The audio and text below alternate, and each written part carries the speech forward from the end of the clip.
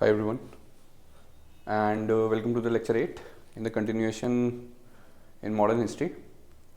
So, in the last lecture, we started with the two Charter Acts and we ended Charter Act of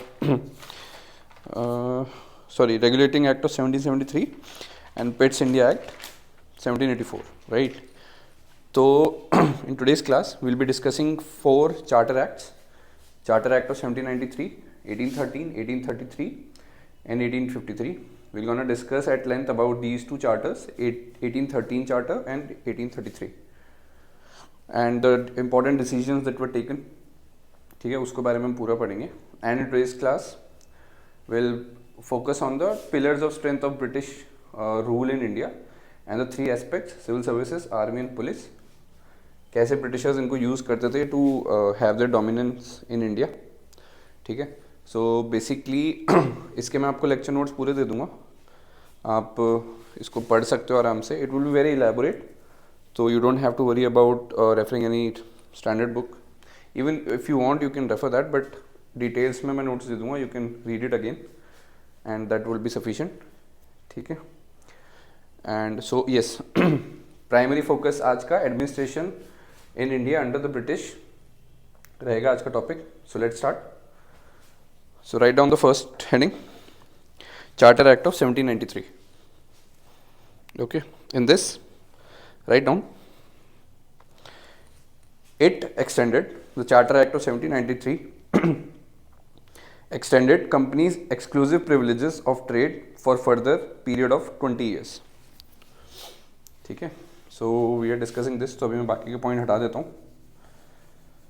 So it enabled or it extended the exclusive trade rights of company for next 20 years.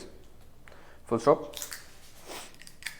Next you write, overriding powers given to Cornwallis was further extended to the all governor generals. ठीक है, so sorry. So first was your rights, exclusive rights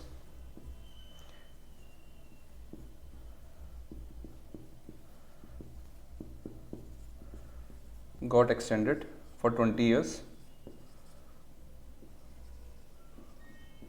ठीक है, this was specific to the company's trade rights. ठीक है, second was the overriding power which was given to Cornwallis was further extended to the all governor generals. ठीक है, this is 1, this is 2, overriding powers were extended to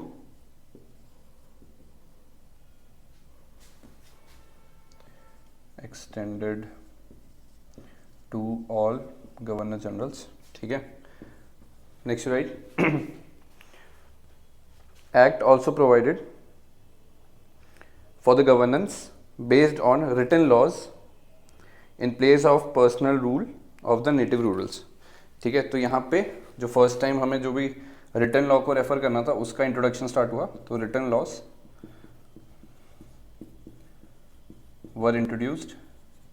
ठीक है, अब होता क्या था, अलग अलग रूलर्स के अलग अलग प्रोविंसेस के अलग अलग रूल्स थे, तो यहाँ पे यूनिफॉर्मिटी का कोशिश था ब्रिटिश द्वारा, तो उन्होंने रिटर्न लॉज को इंट्रोड्यूस करा.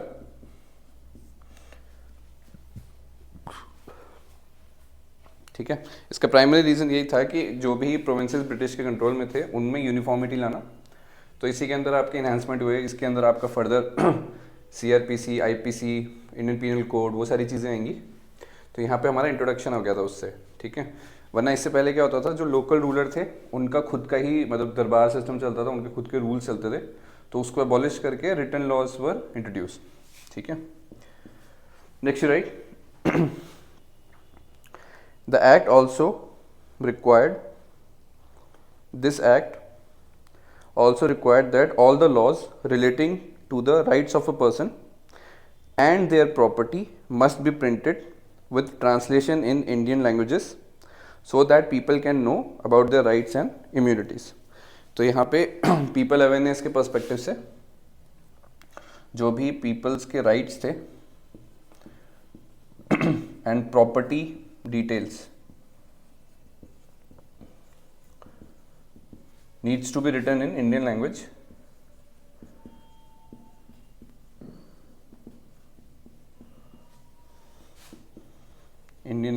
so that जो native person है he or she can understand his or her rights Indian language. ठीक है, नेक्स्ट राइट. एंड ऑब्वियसली इसका जो फर्दर एक्सटेंशन वो यही था कि अनटिल अनलेस लोगों को पता नहीं होगा कि उनके राइट्स और मतलब जो डिटेल में चीज़ें लिखी हैं वो उनके लैंग्वेज में नहीं होंगी तो उनको समझ में नहीं आएगा कि उनके राइट्स क्या हैं और किन चीज़ों से उनको इम्यूनिटीज़ मिल सकती हैं, राइट. तो रिटन लॉज के थ्रू इसमें भी अवेयरनेस का पर्सपेक्टिव था कि जो नेटिव लोग हैं उनको पता होना चाहिए उनके राइट्स हैं, मतलब जो भी उनके राइट्स हैं उनके बारे में उसको पता होना चाहिए, लोगों को पता होना चाहिए. ठीक है, next right. Salaries of Governor General and his councils were to be paid. Salaries of Governor General and his council were to be paid out of the Indian revenue and not from the British exchange. तो India में जो भी earn हो रहा है तो all the salaries of Governor General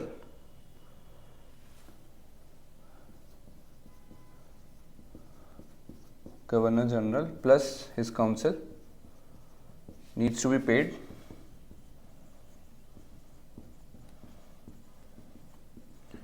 from Indian revenue and not from British exchange. ठीक है.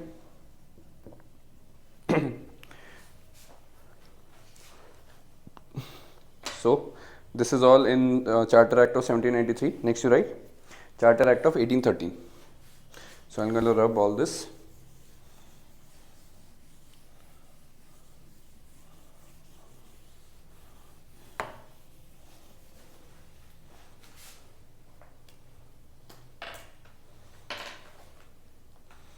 So चार्टर एक्ट ऑफ 1793 पढ़ रहे थे, अब हम 1813 पढ़ेंगे.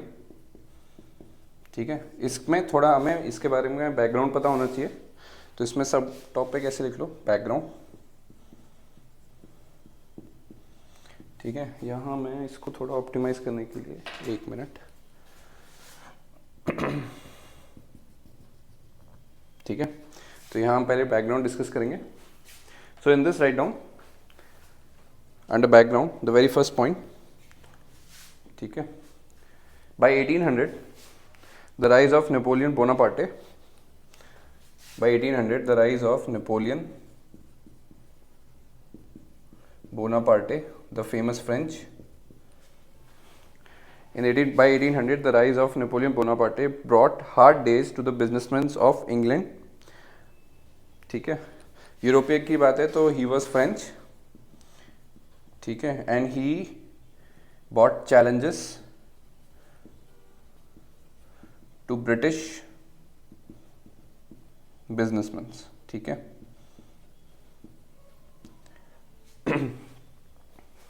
सो this the rise of the Napoleon was, मतलब अगर आपने थोड़ी वर्ल्ड हिस्ट्री पढ़ी हो तो इसका जो राइज था that was soon after the very famous French revolution. ठीक है, तो जो भी इसका राइज था यूरोप में, it was soon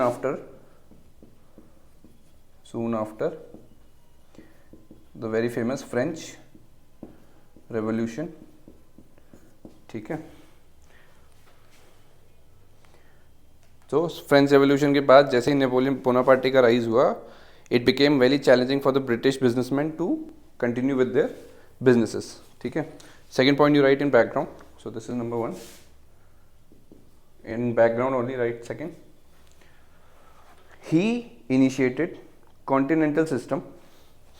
He initiated, let me just write it down, continental system in Europe.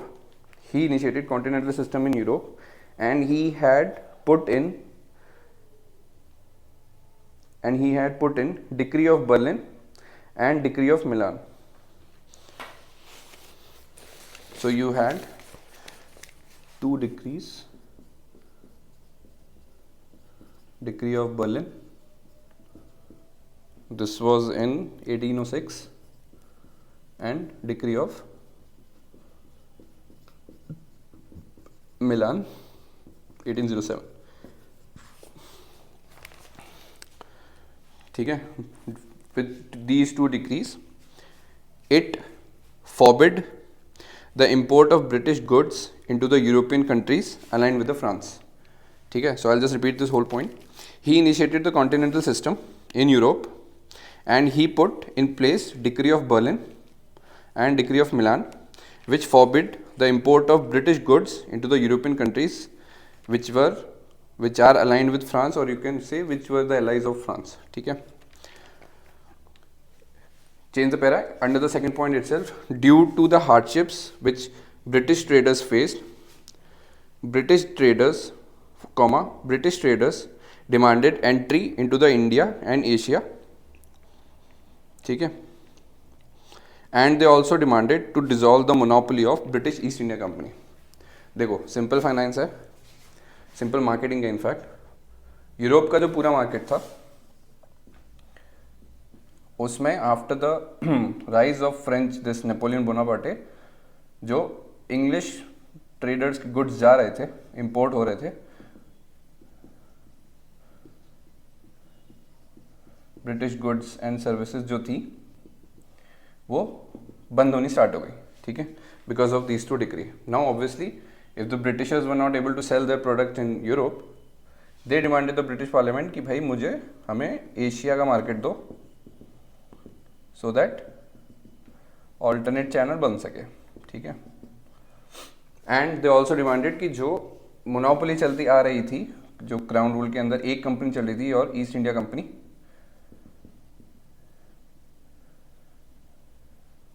English east India company की जो मोनोपोली थी एशिया एंड चाइना, इंडिया को लेके, sorry, that should be removed. ठीक है. इस डिमांड के संग ब्रिटिश पार्लियामेंट के अंदर जो ब्रिटिश ट्रेडर्स थे, उन्होंने डिमांड पुट फॉरवर्ड करी. ठीक है. So all of this as a background, it created the background for the charter act of 1833. तो all of this were the reasons of enactment of Charter Act 1813. ठीक है. So this was the background. Now write down provisions. ठीक है. यहाँ तक लिख लिया, ये मैं हटा रहा हूँ. So Charter Act of 1813 के provisions अभी हम लिखेंगे.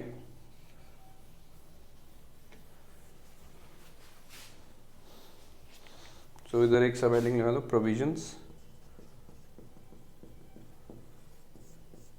ठीक है. इन this write down, this act renewed companies charter, जो ईस्ट इंडिया कंपनी थी उसका charter. So act renewed companies charter for next 20 years, but it ended companies monopoly of trade in India. ठीक है. जो चार्टर था, charter got extended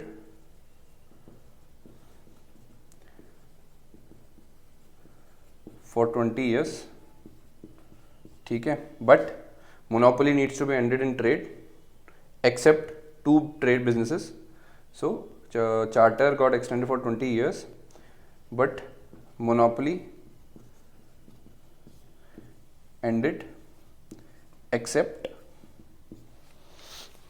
the tea trade and the trade with China. So exception में only tea trade and trade with China. ठीक है.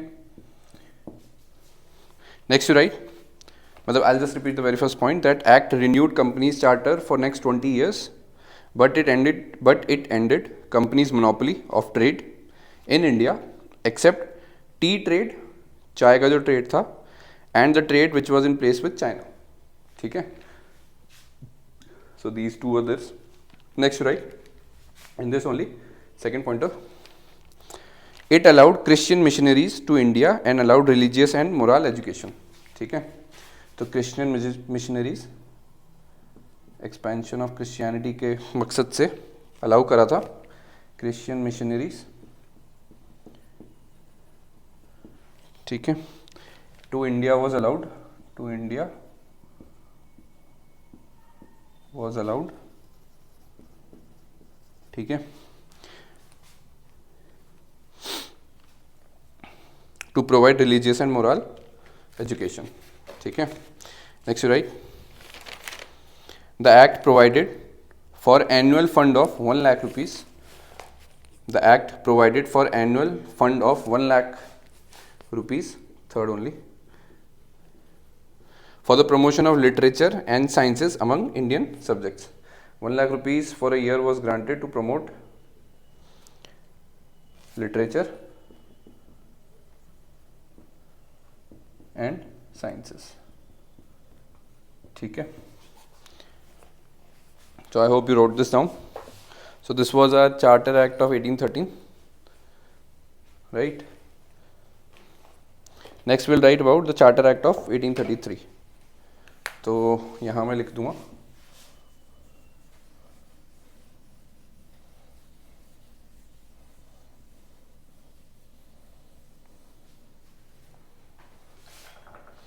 So write down new सब मतलब new heading charter act of 1833, ठीक है. इन this write down very first pointer, all the trade privileges of the company. यहाँ पे आप देख सकते हो जो इसमें पहला प्रोविजन था वो 20 साल तक का एक्सटेंड हुआ था, तो जो नेक्स्ट चार्टर आया वो एग्जैक्टली 20 साल बाद आया, ठीक है. So in this write down the very first point, all the trade privileges of the company was abolished and company was asked to wind up its commercial businesses as soon as possible, ठीक है. बोरिया बिस्तर उठाने के लिए बोला गया. ये सारे एक्ट्स ऑब्वियसली क्राउन की साइड से आ रहे थे, ब्रिटिश पार्लियामेंट की साइड से आ रहे थे, तो जो भी मोनोपोली थी उसको एंड करने का एक टारगेट लेके चले. तो they asked the company to wrap up all its commercial business. So wrap up all commercial business ASAP, as soon as possible, ठीक है. This was the first point. Second, act lifted the legal barriers of colonisation of India, ठीक है. तो जो primary focus था Britishers का वो पूरी तरह एक्सपेंशनिस्ट का था, तो जो भी लीगल बैरियर्स थे वो सब हटा दिए. तो लीगल बैरियर्स जो थे वो सब सारे हट गए. So act, I will repeat the second point, act lifted the legal barriers of colonisation of India. Next you write, next point, the act also led to the establishment of Indian Law Commission, ठीक है. ये important है, Indian Law Commission, ठीक है. So this act also led to the establishment of Indian Law Commission for the codification of civil procedure law, criminal procedure law and Indian Penal Code. So this was established for the codification. Codification का simple सा मतलब है कि उसको एक तरीके से document करना या उसको एक कॉन्क्रीट फॉर्मेट पे लाना, which can be utilised and which can be used by everyone who is in, मतलब जो भी लॉयर्स या जो वो है आपका लॉ से रिलेटेड है वो एक सेट रूल्स को फॉलो कर सकें. तो कोडिफिकेशन ऑफ 3 थे, Indian penal code, Indian penal code, IPC की धारा, सीआरपीसी की धारा, क्रिमिनल प्रोसीजर, ये सारे वो हैं जो अलग अलग धाराओं के संग केस बनते हैं, जब आप लोगों ने मूवीज़ वगैरह में देखा होगा. But just to give you an highlight, जैसे सीआरपीसी हो गया आपका, क्रिमिनल प्रोसीजर हो गया, सिविल प्रोसीजर लॉ हो गया, क्रिमिनल इंडियन पीनल कोड और criminal procedure law, criminal procedure code and civil procedure code, ठीक है. इसमें फेमसली सीआरपीसी कहते हैं, ठीक है. अलग अलग वो होती है, जैसे आईपीसी धारा 402, 420 forgery, attempt to murder, CrPC 302, तो ऑल 302. सो ये अलग अलग रूल्स है जिसके बेसिस पे अलग अलग आपके एक्ट्स बने थे बाद में कि किस जुर्म में कितनी सज़ा मिलेगी. So all those things. So I'll just repeat this point. The act also led to the establishment of Indian Law Commission for the codification of civil procedure law. यहाँ सिविल प्रोसीजर लॉ लिख सकते, एक ही बात है वैसे, foundation है तो law लिख लो.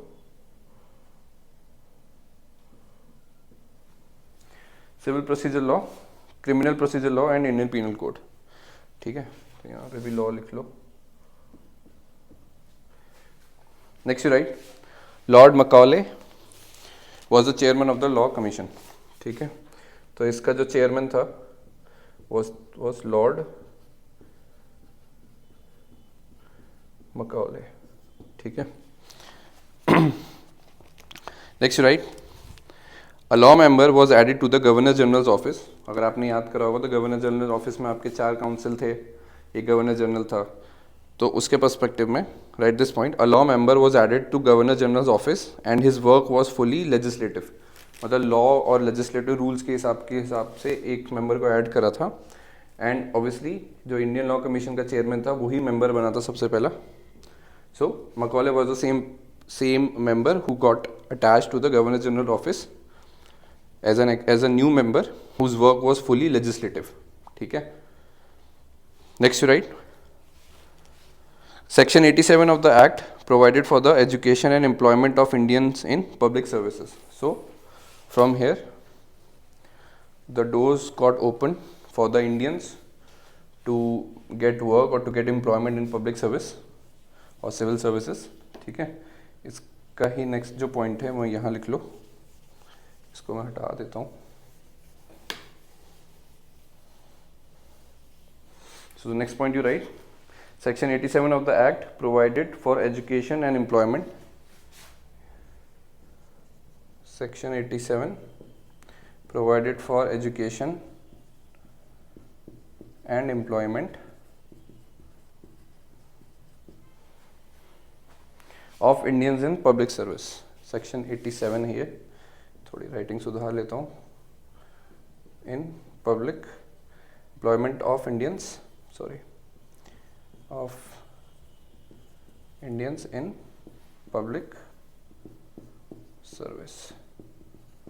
ठीक है, next right, the act or this section 87 only, it prohibited the discrimination on the basis of caste, religion, place of birth, descent in public employment. तो जो हमारा आज के टाइम पे राइट टू इक्वालिटी है, जिसमें हम इन सब चीज़ों के बेसिस पे डिस्क्रिमिनेशन नहीं करते, तो इसका जो मेन एसेंस था वो चार्टर एक्ट 1833 से लिया गया. ठीक है, तो यहाँ से आप पॉलिटी पे एक लिंक कर सकते हो चेन ऑफ थॉट्स का कि ठीक है, आज का जो राइट ऑफ इक्वालिटी है वो कहाँ से, मतलब एक फाउंडेशन जिसकी निकाल सकते हैं वो ये एक्ट था.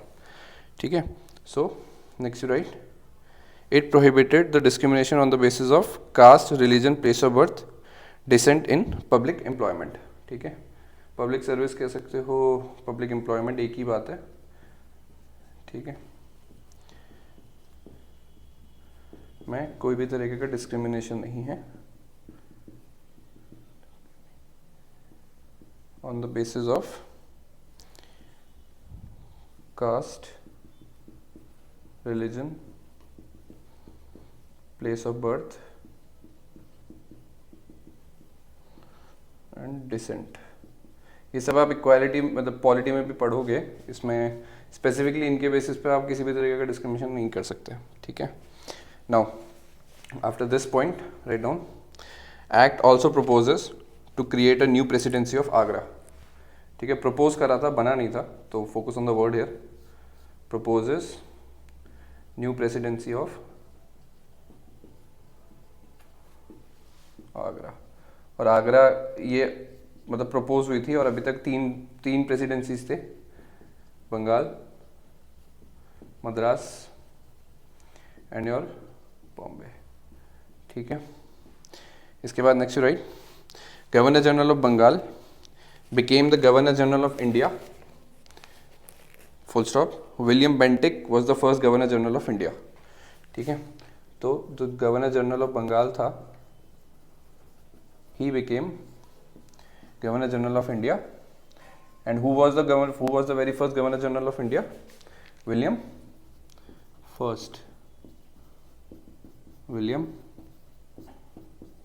Bentinck. ठीक है.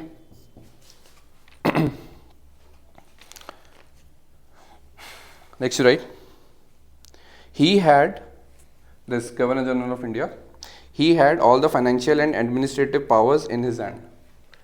ठीक है, continuation में लिख लो, मैं जब तक ये रब कर रहा हूँ. He had all the administrative powers and financial powers in his hand. Next you write,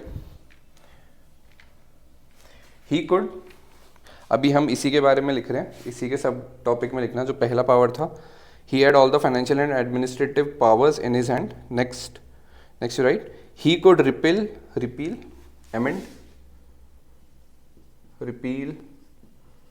amend or alter any law or regulation. ठीक है. However, मतलब पावर को बैलेंस करने के लिए, काउंटर बैलेंस करने के लिए कोई तो होना चाहिए ना. So, however, the court of directors याद है, 24 कोर्ट ऑफ डायरेक्टर्स थे जो पूरे कंपनी को गवर्न करते थे, एडमिनिस्टर करते थे, जिसके नीचे फिर अलग अलग गवर्नर्स थे, governor generals of Bengal, Madras, Bombay. तो यहाँ वो पॉइंट आ गया कि however, the court of directors acting under the board of control can veto any law made by governor general and his council. ठीक है. तो however, court of directors under board of control can veto any law made by governor general and his council. ठीक है.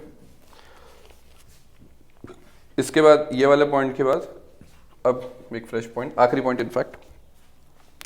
Act also called for the upliftment of slaves in India and also pay attention to the laws of marriage and authority of heads of the family by drafting any law. तो slaves के एक upliftment के लिए जो भी था उसके बारे में सोचा गया. laws of marriage and the authority of the heads of the family, उनका जो इंक्लूजन था किसी भी लॉ के फ्रेम में, उसके बारे में भी थॉट रखा गया. ठीक है. So this was the all the provisions of this charter act of 1833. अब इसके कुछ सिग्निफिकेंस हैं, वो लिखेंगे हम. तो इसी के अंदर सब हेडिंग लीजिए. ठीक है. Significance of 1833 act. इसके अंदर write down the very first, मतलब छोटा सा टॉपिक लिख लो. It was a watershed movement. The whole act of 1833 was a watershed movement for many reasons. ठीक है. अब इसके अंदर पहला लिखो, ए करके लिख लो या कैसे भी लिख लो, ए करके लिख लो.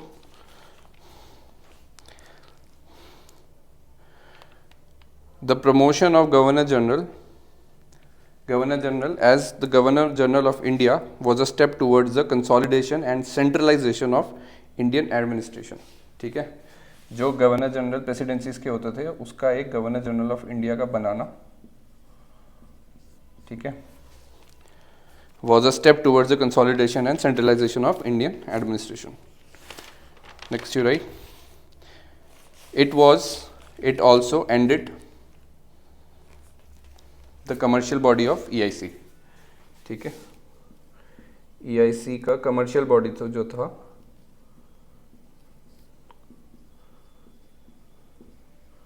वो एंड हो गया. Write down the third point. It was the first act which made the provisions to freely admit Indians into administration. ठीक है. जो हमने सिविल सर्विसेज की बात करी, पब्लिक सर्विस एम्प्लॉयमेंट के बारे में बात करी. ठीक है. And the last significance you write, for the first time, separation of legislative functions from the executive functions by the appointment of a legislative member. ठीक है. तो जो लॉ कमीशन से जो मैकॉली ऐड हुआ था, it was the very first bifurcation. जो हमने पॉलिटी में पढ़ा ना कि बेसिकली योर लेजिस्लेटिव ठीक है, योर एग्जीक्यूटिव, ठीक है, इनके बीच में एक प्राइमरी डिफरेंशिएशन होता है, तो वो यहाँ से पहला आपका जो जिसका बेस था वो बनना स्टार्ट हुआ. So for the very last point, I am just repeating. For the very first time, separation of legislative function from the executive function was done by the appointment of a legislative member. ठीक है, तो जो law commission का बंदा था मैकॉली, वो governor general की council में एज अ लेजिस्लेटिव ऐड हुआ था. ठीक है, तो 4 काउंसिल प्लस अ लेजिस्लेटिव मेंबर, जिसका जो प्योर काम था वो सिर्फ और सिर्फ लेजिस्लेटिव का वर्क देखना था. तो ये बेसिकली एक डिफरेंशिएशन था लेजिस्लेटिव एंड एग्जीक्यूटिव के बीच में.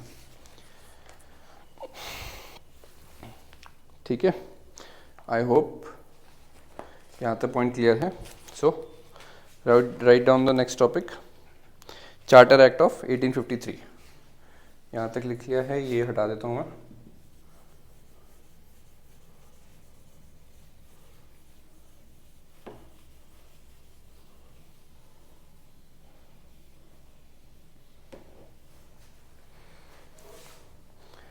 Write down Charter Act of 1853.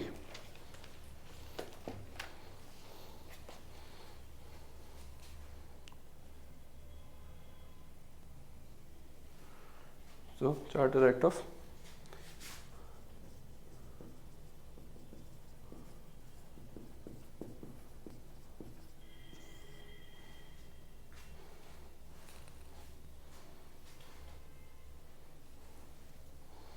इसमें आप अभी पॉलिटी में वो भी पढ़ोगे, मतलब यूजुअली तो 3 होते हैं. आपकी जुडिशरी भी है, सो टू अवॉइड एनी डाउट. ठीक है, बट हाँ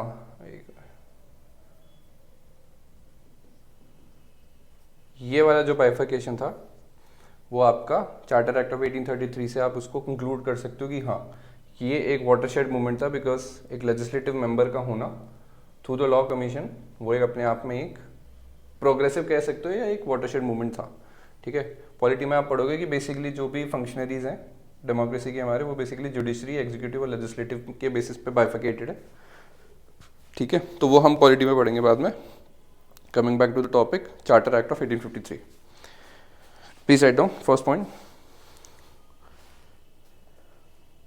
this act did not fixed any timeline for the continuation of administration in India. मतलब यहाँ पे इनके चोरी वाले इंटेंशंस आ गए साहब, क्योंकि इसमें कोई भी टाइमलाइन नहीं दी थी कि कब तक क्राउन के अंडर भी जो एडमिनिस्ट्रेटिव रूल है वो कितने साल तक चलेगा. So there was no set timelines given by the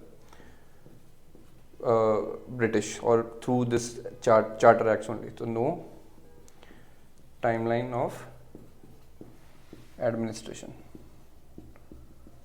ठीक है, next you write, a separate Governor General Legislative Council was created with 6 new members.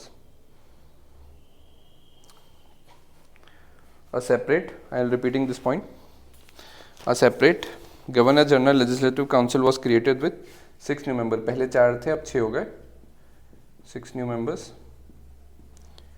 ठीक है, and this in bracket you can say this also marked the beginning of parliamentary governance. Beginning of parliamentary, मतलब foundation कह सकते हो उसका, government. ठीक है, next right, पहले कोई टाइमलाइन नहीं थी, 6 न्यू मेंबर्स की गवर्नर जनरल की काउंसिल सेटअप हो गई. Next right, it introduced an open system of examination and I repeat, it introduced an open system of examination and recruitment of civil services. ठीक है, civil services का open examination start हुआ, जिसके लिए आप अभी भी पढ़ रहे हो. ओपन सिस्टम ऑफ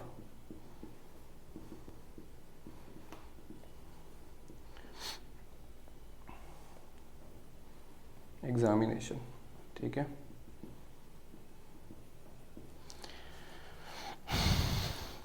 इसके बारे में थोड़ा हम और पॉइंट्स लिख लेते हैं, क्योंकि very first Indian to qualify this exam was the Satyendra Nath Tagore. तो वो पॉइंट्स लिख लेते हैं थोड़े हम, ब्रैकेट में लिख लो. The enrollment in civil services was now thrown open to the Indians, and in this regard Macaulay's committee was formed in 1854. ठीक है, the same Macaulay person who was part of the law commission. ठीक है, तो 1854 में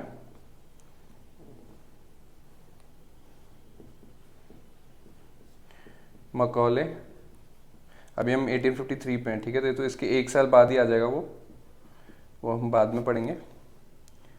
committee was setup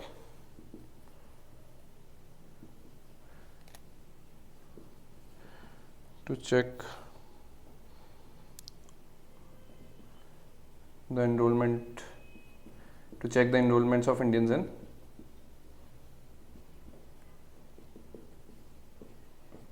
civil services. ठीक है, इसके नीचे write down Satyendra Nath Tagore. Satyendra Nath Tagore was the first Indian to qualify this exam in 1863. ठीक है, 1863 में he became the very first person to qualify this exam. ठीक है, after this write down next. Act also led to the reduction in number of directors from 24 to 18, out of which 6 were appointed by the British Parliament. तो जो court of directors थे, इसके पिछले वाली class में हमने पढ़ा था 24 थे, 24 से रिड्यूस होकर 18 हो गए. एंड आउट ऑफ दिस 18 जो 24 सेलेक्ट होते थे वो जो शेयर होल्डर्स थे कंपनी के वो सेलेक्ट करते थे, बट अब 18 में से 6 ब्रिटिश पार्लियामेंट सेलेक्ट करेगा. ठीक है, अब भाई बैंकरप्ट होने वाले होंगे तो ऐसा ही होगा. बैंकरप्ट नहीं होते, लोन के लिए नहीं अप्लाई करते, तो ब्रिटिश पार्लियामेंट कभी इन्वॉल्व नहीं होती. ठीक है, ये हमने पिछले लेक्चर्स में समझा था. जिसको ये पॉइंट समझ नहीं आया वो पिछला वीडियो देख सकता है. ठीक है, after this write down the next point. The act introduced first time the local representations. The act introduced first time local representation in Indian Legislative Council. ठीक है, तो इंडियन लेजिस्लेटिव काउंसिल में पहली बार जो लोकल रिप्रेजेंटेशन था, the native people वो selected and appointed और रिप्रेजेंटेड. ठीक है, so I will just rub this. So with this we have covered the charter acts for today. Now we're gonna discuss the strengths or the pillars of British administration in India. ठीक है, write down the topic. Pillar of मतलब pillar लिख लो या strength reason कह लो, कुछ भी कह लो, of British Pillars of British administration in India. ठीक है, इसके अंदर जो पहला है obviously the very renowned which was given to the Indian society by the Britishers only is your civil services. ठीक है, write down first civil services. ठीक है, write down the very first point. The creator of the modern civil services in India was Lord Cornwallis. ठीक है, the creator of modern civil services, modern, I'm saying modern. ठीक है, first point, modern civil services creator was Lord Cornwallis. ठीक है, next right. Earlier मतलब second point इसी के अंदर सिविल सर्विसेज के अंदर, earlier the court of directors exercise power of nominating civil servants which often resulted in corruption. ठीक है, और फेवरेटिज्म में कन्वर्ट हो गया. तो होता क्या था कि जो कोर्ट ऑफ डायरेक्टर्स थे वही सिविल सर्वेंट्स को अपॉइंट करते थे, which often led to the corruption and favouritism. ठीक है, third you write, Cornwallis, this same fellow Cornwallis tried to address this problem. Which problem? The direct involvement of the court of directors in appointing the civil servants. ठीक है, तो Cornwallis tried to address this problem of corruptions. Well, obviously end result was corruption and favouritism मैं लिख देता हूँ,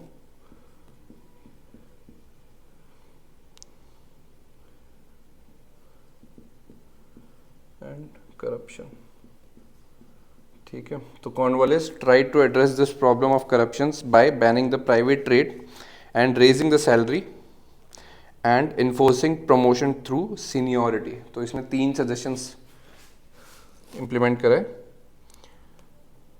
मतलब implement करे कि first was barring private trade, second raising the salary, ठीक है, and third was enforcing promotion through seniority. जो सीनियर होगा उसका प्रमोशन पहले होगा, मतलब वही climbing up the ladder, enforcing promotion through seniority.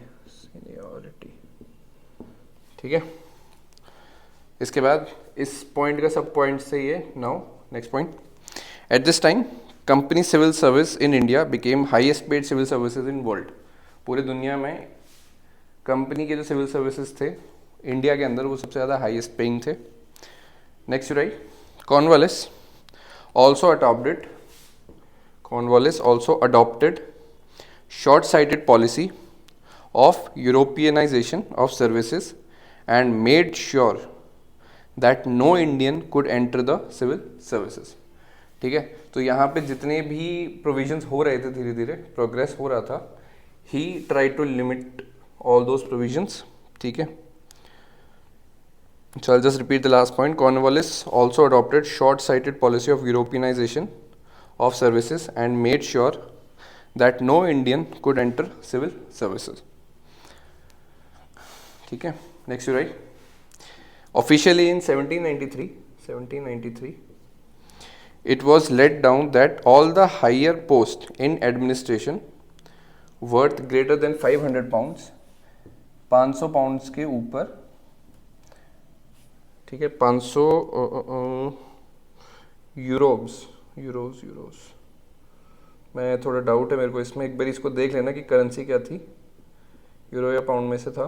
ठीक है, तो 500 के ऊपर एनुअली जिसकी सैलरी थी, that post could only be held by the Englishman. ठीक है, वहाँ तक इंडियंस जा ही नहीं सकते, जिसमें 500 के ऊपर साल का आप कमा रहे हो तो वो सिर्फ और सिर्फ इंग्लिशमैन थे। ये रूल ऑफिशियली आया था 1793 में। ठीक है, next right, in order to provide training to civil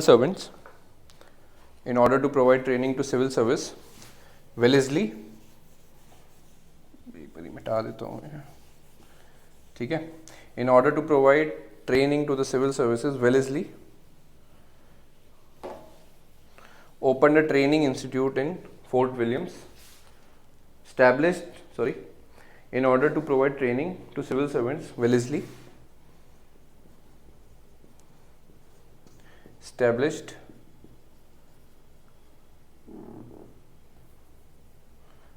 writing खराब हो गई,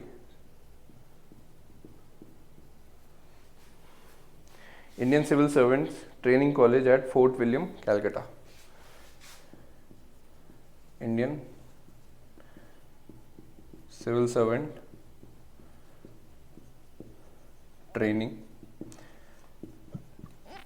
सेंटर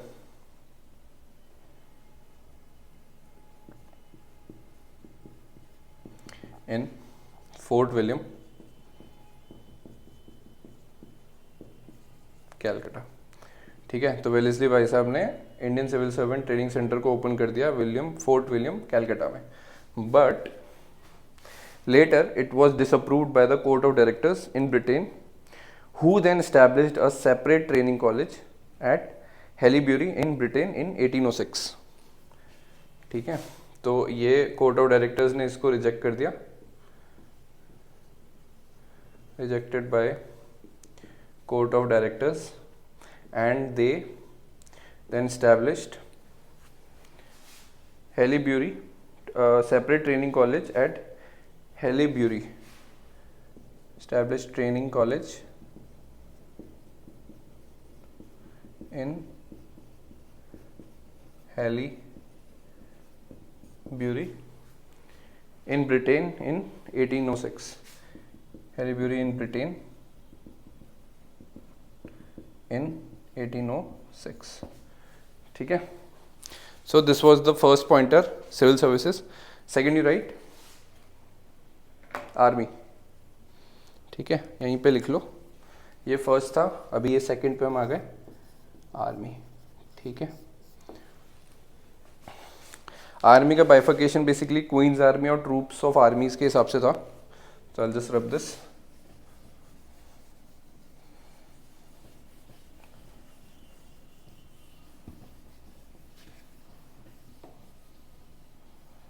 ठीक है.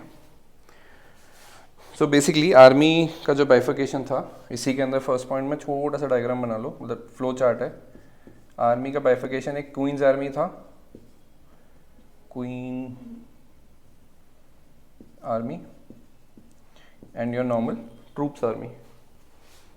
ठीक है.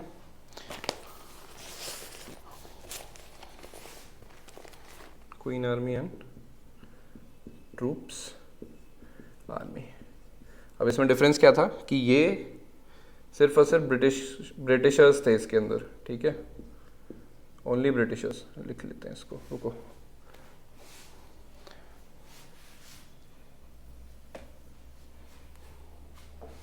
Only Britishers.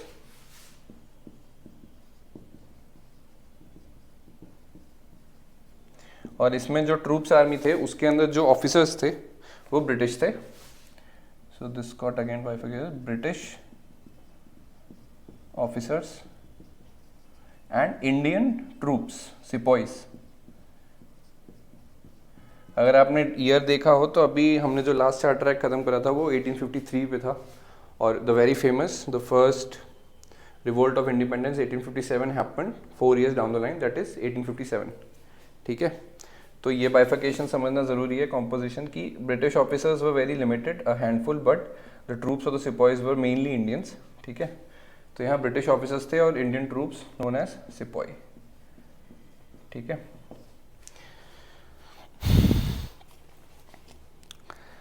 Now write down under this only the troops army, this one.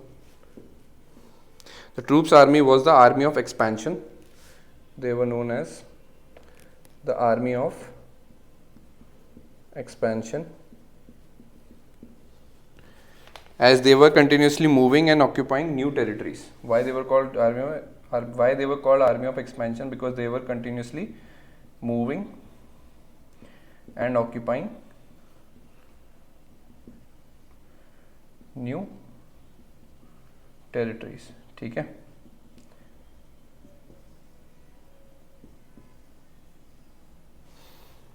And the queen's army, इनका जो रोल था वो ये था कि queen's army was the army of occupation. Occupy करने के काम आते थे. Army of occupation. ठीक है. They hold the position gained by the troops army. ठीक है. इनका काम था जो इन्होंने जगह हथियाई है, ऑक्यूपाई करी है, उसको होल्ड करके रखना. Hold position. ठीक है. And they, the queen army, they were the ultimate guarantee of the British hold in India.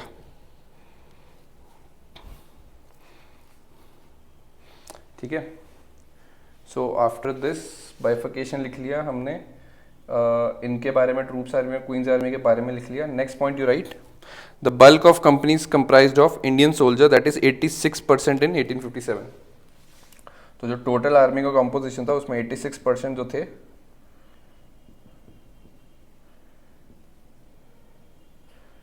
Were Indians.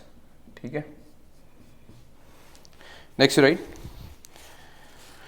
Keeping a British army would have been very expensive. इसी के अंदर लिखना है, आर्मी के अंदर ही. नेक्स्ट पॉइंट कंपोजिशन लिख लिया last point, उसका नेक्स्ट पॉइंट लिखो. Keeping a British army would have been very expensive. However all the officers in army were Britishers, and highest position that a Indian could reach was the post of Subedar. Army के जो hierarchy होती है उसमें जो Indian है वो max to max सूबेदार तक जा सकता है, सूबेदार. And all the highest posts were already occupied and all the officers were of British origin. ठीक है, मतलब ऑब्वियसली इसमें अनसेट चीज़ें कि मतलब डिस्क्रिमिनेशन तो हुआ ही था. It's not nothing new. ठीक है, next you right, it's surprising that handful of Britishers could control a predominant Indian army. ठीक है, full stop. This is mainly attributed to the absence of modern nationalism in India at that time.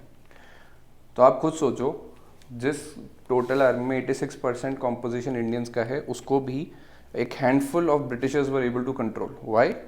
Because the modern thought of a nationalism was not there. Modern nationalism was not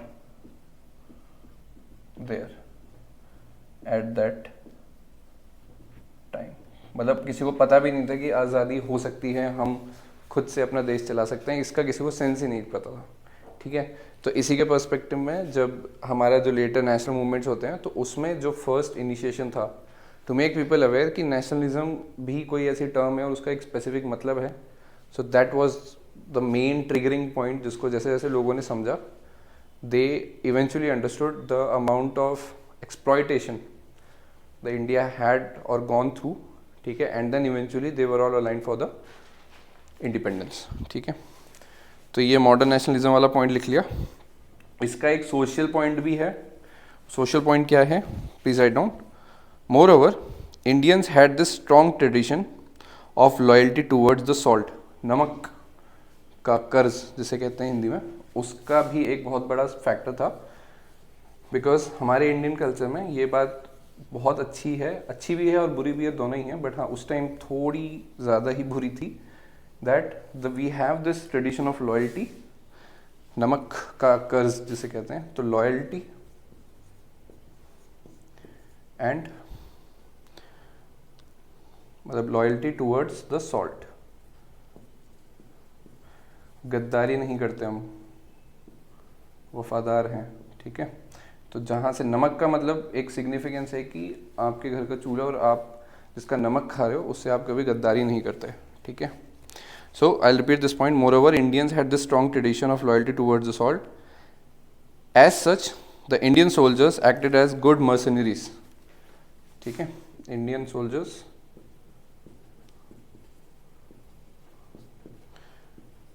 good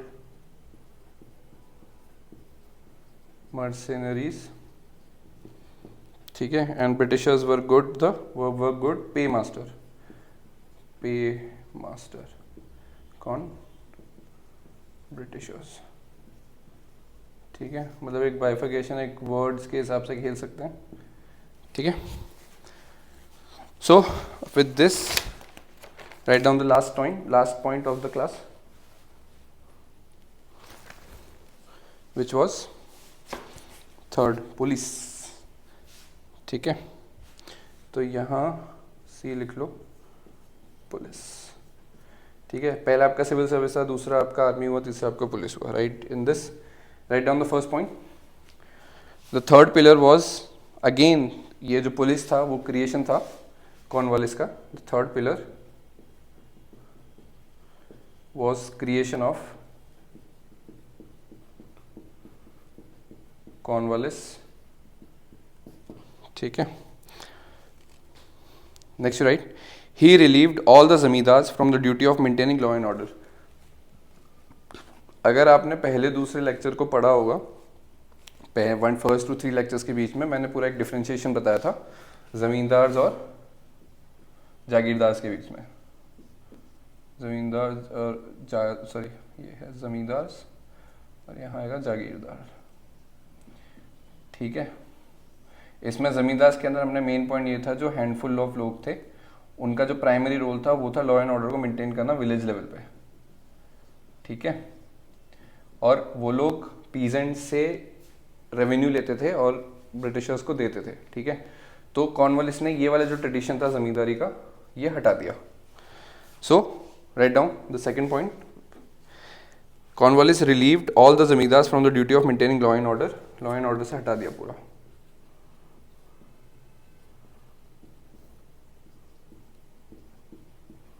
ठीक है, जमींदारी से law and order हटा दिया.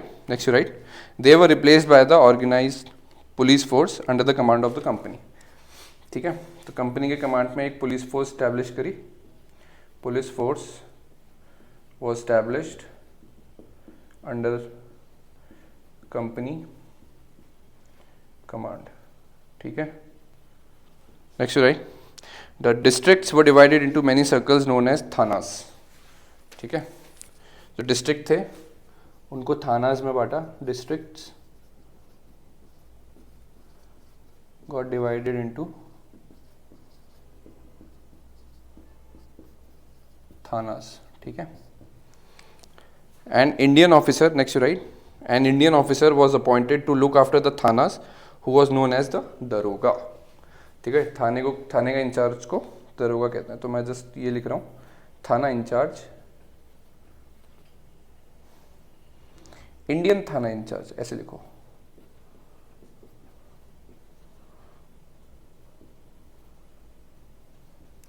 was known as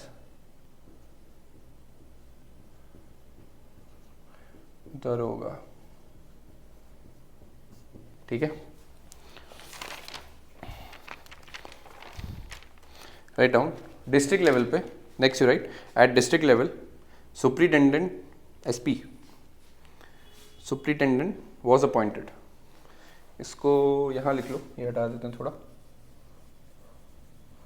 आखिरी point है तो पूरा रब नहीं कर रहा मैं इतने में. I just put a liner here. ठीक है, इसको मत देखना. सो इसके बाद इंडियन थाना इंचार्ज वो नोन एज दरोगा. और district, at district level SP, superintendent was appointed. ये सिस्टम आज भी चल ही रहा है.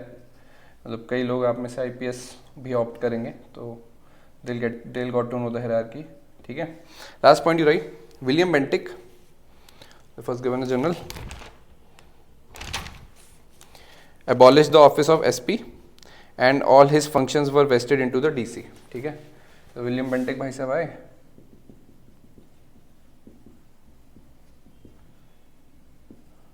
इन्होंने एसपी ऑफिस ही अबॉलिश कर दिया और जो भी इसकी पावर्स थी वो डिस्ट्रिक्ट कलेक्टर पर चली गई. District collector, in short DC.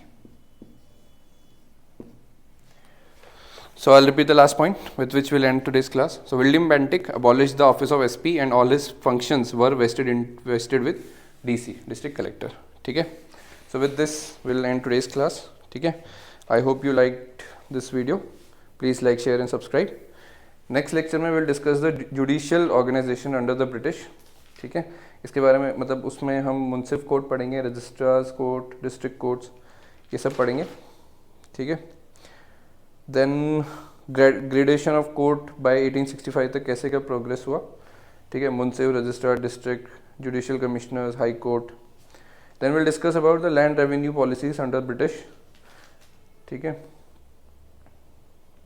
ज़मींदारी बंदोबस्त पढ़ेंगे हम, द परमानेंट सेटलमेंट जिसे कहते हैं. आफ्टर दैट विल डिस्कस, उसके बारे में थोड़ा इन डेप्थ में पढ़ेंगे, reasons for implementing then outcome of permanent settlement, तो सारी चीज़ें एट लेंथ विल डिस्कस. ठीक है, उसी का पैरामीटर्स पढ़ेंगे कि इम्पैक्ट ऑफ लैंड कितना था, इम्पैक्ट ऑन ज़मींदारीज कितना था, इम्पैक्ट ऑन ब्रिटिश अथॉरिटी कितना था. So will discuss the different aspects. ठीक है, and with that we'll be ending to the next class. So that's it for today. I hope you like the video. Please like, share and subscribe. ठीक है, कोई concern query हो तो comment section में डालो. I'll look and revert back to you. So keep studying and okay, good night. Thank you.